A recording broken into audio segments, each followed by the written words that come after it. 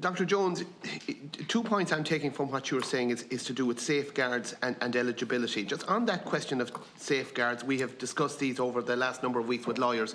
Do they work? You seem to be suggesting that they don't, but... So I think that the current law should be thought of as a safeguard. The current law is a safeguard against the encouragement or assisting of suicide, the 1993 law in particular. And I think once you take that away, other kinds of safeguards are just, they're not as safe and they don't guard in the same way. And either what happens is that they gradually expand or they're not applied so much, or you have actions which are outside the law which are increasingly tolerated. So I think that we need to look at, I think that I would encourage you to look at, not just what the law says, but how it is actually put into practice in these other jurisdictions. So to look at places like Belgium, where out of 27,000 assisted deaths, I think there's been 2 referrals for prosecution, only one of which went to court.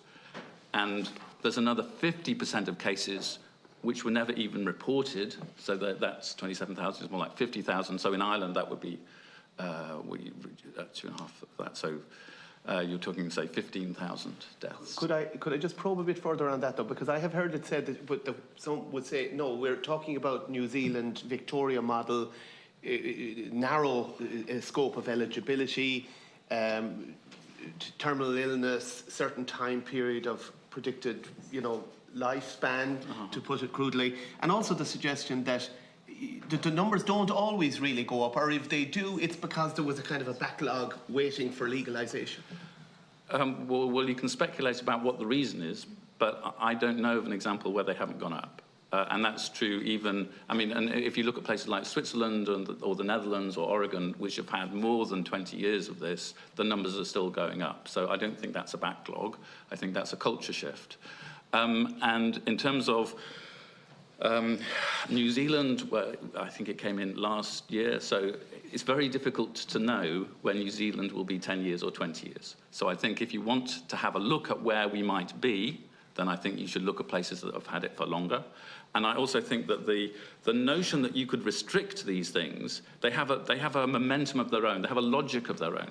If you're going to say, we should allow this for this kind of person, if we should allow this if you can take it yourself, why not also allow a doctor to do it? So there'll be pressure. But what's your case? Your case is that the countries where it's longer established... The countries where it's longer established, we have more evidence. We have evidence of what happens. And I think those are the places that you should look for evidence. But I also think that the tendency in all countries that have had it for a reasonable amount of time is expansion, an expansion of category as well as expansion of numbers. And therefore, you should look to those which are more expansive. You should look to those places like Canada and Belgium to see where this might go. You shouldn't just think about where you start, where this legislation might start or this practice might start, but where realistically it might go. And therefore, I think you should look at the more expansive countries, not think that the ones which very recently have had more restrictive laws will maintain those laws. Back to Dr. Jones. You say the numbers go up, the categories expand, and restrictions drop away. Mm-hmm. Give us some evidence for each of those. I'm talking about evidence now. So in Canada, they've gone up from 1,000 to 10,000. It's gone up. Then there's the numbers. So the first, you said three things. First the numbers, then the categories. Okay. In terms of the categories... What numbers have gone up? The numbers of reported medically assisted deaths in Canada. So from 1,000 when? In 2016. To 10,000? In 2021. Okay. Categories? Expand. So from, again, in Canada, from requiring terminal illness to not requiring terminal illness. In Oregon, from requiring residence to not requiring residence. In Belgium, from adults to mature minors.